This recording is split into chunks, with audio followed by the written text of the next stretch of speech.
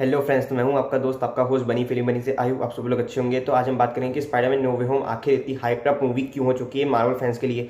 और तो अगर आप नॉन मार्वल फैन हैं तो मैं आपको पहले एक छोटा सा रिकैप दे देता हूं कि नो वे होम से पहले एक मूवी आई थी जिसका नाम था स्पाइडरमैन फार फ्रॉम होम। उसमें एक्चुअली ये होता है कि जो उसका विलन था मिस्टीरियो, वो स्पाइडरमैन की आइडेंटिटी पूरे वर्ल्ड में रिवील कर देता है, वीडियो के साथ उसका फेस रिवील कर देता है। Spider-Man's name is Peter Parker. तो अब इस मूवी के स्टार्टिंग में उसे ये कॉन्सिक्वेंसेस फेस करने पड़ रहे हैं क्योंकि अब उसकी आइडेंटिटी सबके सामने आ गई है। तो विलन्स जो है अब उसकी फैमिली पे, उसके डियर वंस पे अटैक कर सकती है। तो इस हेल्प लेता है डॉक्टर स्ट्रेंज की। अब डॉक्टर स्ट्रेंज का जो मैजिक है वो कहीं ना कहीं थोड़ा सा गड़बड़ हो जाता है तो एक मल्टीवर्स का दरवाजा इनके लिए खुल जाता है।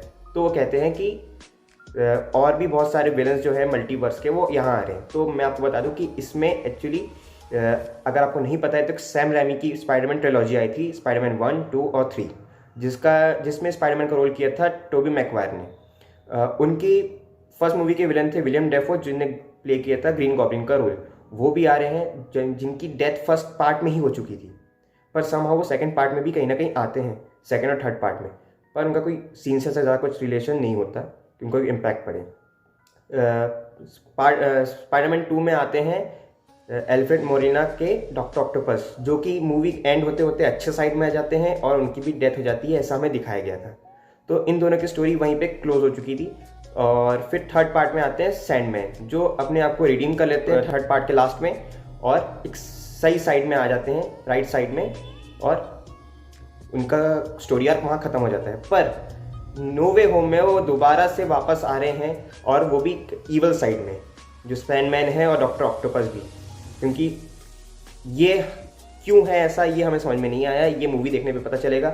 अब सोचिए कि ये अराउंड 18 ईयर्स 19 ईयर्स पहले के जो एक्टर्स हैं, इन्हें डीएज करके इस मूवी में लाया जा रहा है, तो कुछ तो होगा। और साथ ही साथ उसके बाद जो आई थी Spiderman the amazing Spiderman 1 and 2, तो उनके भी विलन लिजर्ड और इलेक्ट्रो आ रहे हैं। लिजर्ड भी ठीक हो गए थे और उन्हें जेल में शिफ्ट कर दिया गया था स्पेशल केसेस में, और इलेक्ट्रो को ओवरलोड करके स्पाइडरमैन ने वहीं टाटा बाय बाय कर दिया था।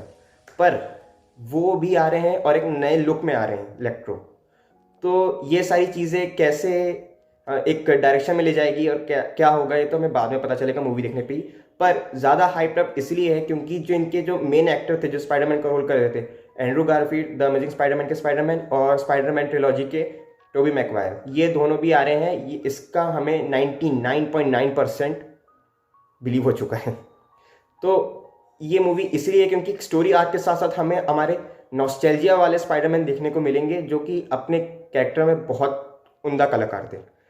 तो इसलिए ये मूवी इतनी ज़्यादा इंपॉर्टेंट है, और साथ ही साथ ये मल्टीवर्स को भी हमें आगे एक्सप्लोर करने में हेल्प करेगी, और ये डायरेक्ट कहीं ना कहीं कनेक्शन देगी हमें doctor strange the multiverse of madness से, और वांडा विजन से कहीं ना कहीं कनेक्ट करेगी। तो इसलिए हम मार्वल फैंस इस मूवी के लिए इतना ज़्यादा हाइप्ड अप हैं, और हमारे लिए ये मूवी इसलिए बहुत ज़्यादा अवेटेड मूवी है।